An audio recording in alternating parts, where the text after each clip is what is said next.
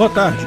Nesse segmento do Visão Libertária, vamos ao artigo sugerido escrito por Rodolfo Andrello, revisado por JJ Liber e narrado por Peter Turguniev. Luxemburgo se torna o primeiro país a oferecer transporte público gratuito. A população do Grão-Ducado de Luxemburgo, país europeu entre Alemanha, Bélgica e França, pode pegar ônibus ou trens a partir do último sábado, dia 29, sem precisar abrir a carteira, já que esse pequeno país no centro do continente europeu se tornou a primeira nação do mundo a oferecer transporte público gratuito em todo o país. Algumas cidades do mundo já implementam parcialmente sistemas livres, em determinados momentos ou para determinados tipos de transporte, mas pela primeira vez na história a medida se aplica a um país inteiro, todos os meios de transporte público, de acordo com o Ministério da Mobilidade de Luxemburgo. A gratificação, reivindicada como uma importante medida social, beneficiará 40% da população do Grão-Ducado que usam transporte público, e cada pessoa economizará cerca de 100 euros por ano.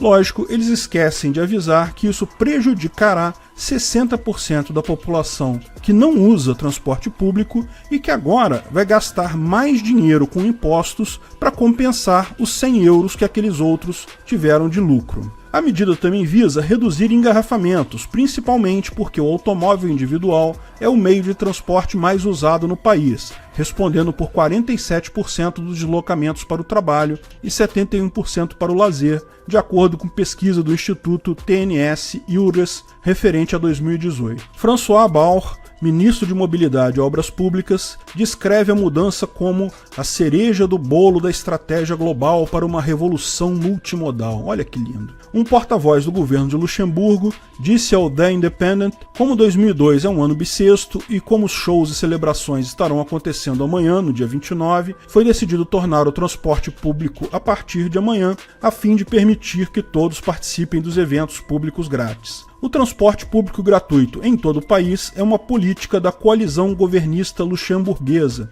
que inclui o Partido Democrata Centrista, o Partido Socialista dos Trabalhadores de Esquerda e os Verdes. A estratégia, segundo esses, visa reduzir a diferença entre ricos e pobres e reduzir o congestionamento. Houve preocupações sobre possíveis abusos do sistema. O Ministério da Mobilidade diz: todo passageiro deverá ser capaz de produzir um cartão de identificação pessoal válido ou passaporte e pode ser banido do transporte público a qualquer momento. Além disso, Baur diz que será mantida a primeira classe como um serviço premium, que continuará permitindo que pessoas que desejam trabalhar no trem o façam serenamente. Seria essa uma confissão de que a gratuidade pretendida já é entendida como sinônimo de balbúrdia? O Ministério da Mobilidade está no meio de um programa de investimento de 5 anos, no qual 2,2 bilhões de libras estão sendo gastos com ferrovias e bondes e planeja ter uma frota de ônibus totalmente elétrica até 2030. Você acha que uma notícia dessas está longe da nossa realidade? Então é melhor se recordar de algo que já é comentado aqui no canal. O Brasil ensaia a proibição de carros movidos a combustíveis fósseis, e além disso, o boom das manifestações de 2013 explodiu na rabeira do coletivismo pregado pelo movimento Passe Livre. Muito em breve, essa notícia deverá fazer parte do repertório de qualquer socialista tupiniquim. Trata-se do mesmo discurso que pede que o Brasil tenha serviços públicos escandinavos, mesmo tendo uma produtividade compatível com países como Sudão e República Democrática do Congo. Os modismos europeus costumam pegar rápido aqui enquanto ideias. Nunca funcionam na prática. Ainda mais agora que o acordo com o Mercosul coloca a União Europeia em posição de fazer exigências para nós, anões diplomáticos representantes da República de Bananas. O que pouca gente compreende nessa história é que o transporte público gratuito não significa o governo atendendo uma reivindicação de usuários de transporte público, mas sim o governo atendendo a uma reivindicação de empresas de transporte público. Dentre as grandes transformações que a informação descentralizada está trazendo, uma delas é a diminuição do uso de transporte público em geral, devido a 2 fatores principais. Primeiro, mais gente está trabalhando em casa ou em empresas menores próximas à sua casa, portanto precisa de menos transporte público. A economia centralizada, que requeria que todo mundo fosse para o mesmo lugar para trabalhar na mesma hora, ainda é realidade para muita gente no setor industrial, mas para os setores de serviço isso é cada vez menos comum.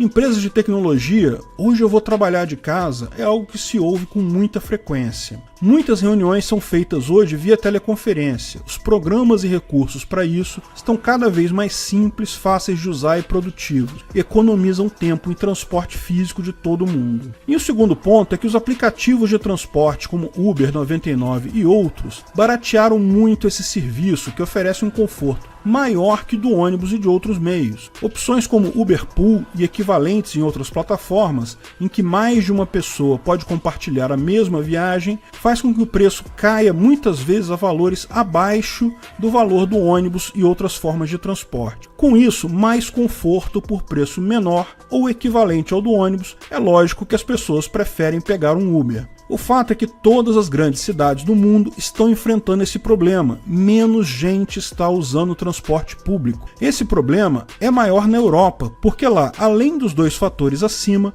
a população de vários países tem diminuído com o tempo. Mas é um problema de muitos lugares por aí. Não estou dizendo que você não pega mais ônibus lotados. Sim, em muitas linhas de ônibus continuam lotadas. Mas quando as empresas fazem a conta no final do mês, menos gente andou de forma geral. Várias linhas passaram a ser deficitárias. Esse é um fenômeno que ainda está no início aqui em Banânia, já está mais avançado lá na Europa. Aqui no Rio, quase todo dia sai notícia no jornal: a linha tal não tem mais ônibus, a empresa não bota ônibus na linha porque a linha é deficitária. Pois bem, nesse mercado, as empresas de ônibus estão perdendo dinheiro, porque o custo de colocar um ônibus andando em uma linha só vale a pena se muitas pessoas pagarem a passagem, porque a empresa tem uma série de custos que o Uber Pool não tem. Primeiro, lógico que carros são mais baratos que ônibus, tanto para aquisição quanto para manutenção. A quantidade de combustível gasta é bem menor no carro. O motorista de ônibus é muito mais caro, porque requer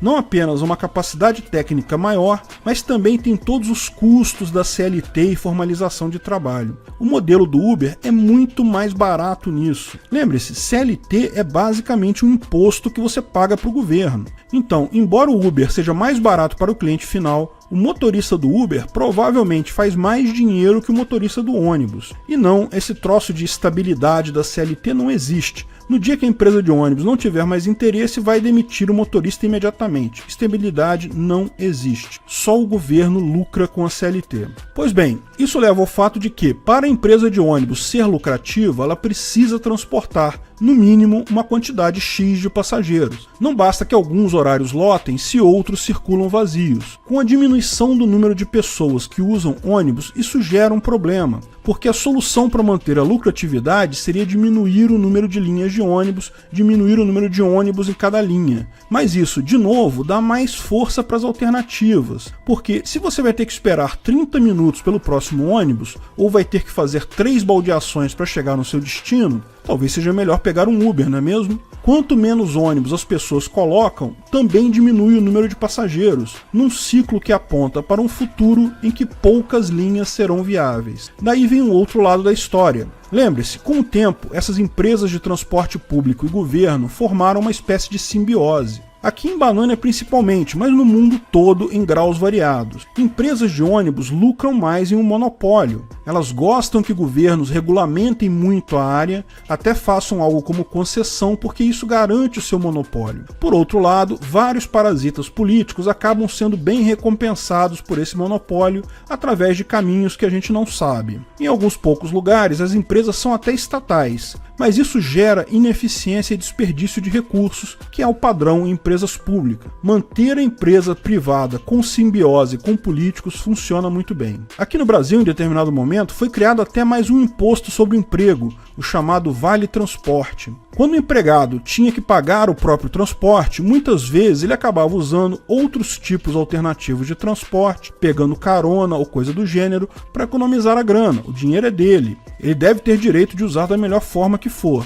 Mas o Vale Transporte agora obriga ele a usar aquele dinheiro com transporte. E veja, o empregador pode descontar o valor do salário do empregado, até 6% desse valor, o que, na maior parte das vezes, é mais do que suficiente para pagar o Vale Transporte. Se não for, você já sabe, na contratação de funcionários esse valor já vai ser considerado como overhead de contratação e vai acabar levando a um salário mais baixo para o empregado. Não tem jeito, no final das contas, quem paga o custo de um contrato é a parte mais fraca. Quem paga o transporte integralmente é sempre o empregado, independente do valor que tenha de desconto ali no contra-cheque dele, porque o salário dele na contratação já foi diminuído do valor correspondente a isso. Portanto, no final das contas, trata-se de só mais um imposto sobre empregados. Retira-se o dinheiro que antes ele tinha a possibilidade de escolher a melhor alocação para si, obriga ele a gastar com passagens de ônibus. Pior, tem trabalhador que não percebe que isso é descontado do salário dele, não é um benefício. Mas para as empresas de ônibus isso é ótimo.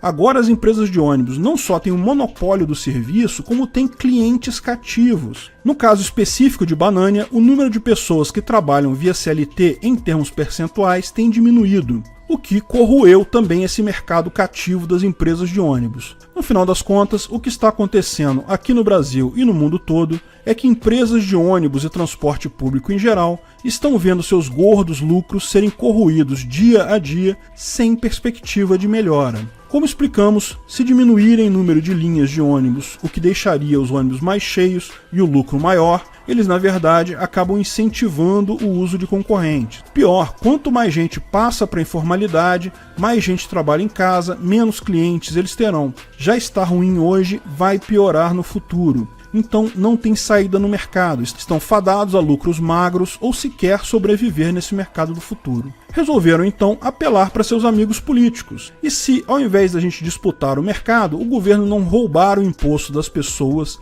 e pagar pelo serviço diretamente, independente das pessoas usarem ou não? Assim, não apenas eles garantem a sua lucratividade, como avacalham o mercado totalmente, porque as pessoas já vão ter pago previamente por um serviço independente de usarem ou não. Lógico, a empresa agora pode prestar um serviço de merda, porque não precisa mais competir contra outros provedores, o dela já está garantido, ela não precisa mais agradar ao cliente. Para a população em geral, não há ganho efetivo. Quem não usa transporte público vai passar a pagar mais impostos para suprir esse custo, quem usa transporte público vai ser subsidiado pelos demais. O empresário e o político vão continuar ganhando seu dinheirinho fácil e livre de risco. Quem mais vai sofrer é o povo em geral, não apenas por ser forçado a pagar um serviço, mesmo que não use, mas também por diminuir a eficiência do mercado como um todo. Práticas modernas de trabalho em casa ou trabalhar próximo de casa terão menos incentivo. No final, trata-se apenas de governo fazendo governice, propaganda de algo que parece bom para o eleitor do cara, mas só tem consequência ruim. Pior, senhor Bovino Gadoso por aí vai aplaudir e pedir mais, é uma pena, sem perceber que ele vai pagar mais por algo menos eficiente economicamente. A solução simples para isso seria a desregulamentação completa do transporte público. Deixa qualquer pessoa que tem ônibus ou carro prover o serviço e cobrar o valor que achar melhor. Linhas com menor demanda podem ter preços mais caros. O mercado se ajusta e chega em valores ótimos para todos. E não, isso não significa mais congestionamentos nem dano ao meio ambiente, porque essas coisas também se refletem no preço. Mecanismos imunes a engarrafamentos, como trens, metrôs, têm essa vantagem competitiva. O mercado se ajusta e chega sozinho no ponto ótimo do preço. Governo nessa história só atrapalha. Capitalismo é a solução, não o problema. A verdade é que não só os ativistas socialistas e ambientais estão dispostos a mandar o capitalismo para a guilhotina, como também eles provavelmente o farão em prejuízo do próprio meio ambiente. No capitalismo, se há um grande desperdício de recursos na manufatura de um produto, é porque ainda falta aperfeiçoamento naquela linha de produção. Um capitalista que consegue sintetizar um combustível ou uma bateria mais eficiente faz muito mais pelo meio ambiente do que 10 mil protestos do Greenpeace. Um dia pode ser tarde demais para os ecochatos refletirem sobre a própria ignorância. Se o Estado recorrer a métodos stalinistas de controle de produção, talvez os ativistas não tenham tempo nem de mensurar o tamanho do próprio erro. Obrigado pela audiência. Se você gostou do vídeo, clique em curtir, compartilhe o vídeo em suas redes sociais, Facebook, Twitter e outros, porque isso ajuda a dar alcance ao canal. Se inscreva no canal e clique no sininho para ser avisado de novos vídeos. Até a próxima!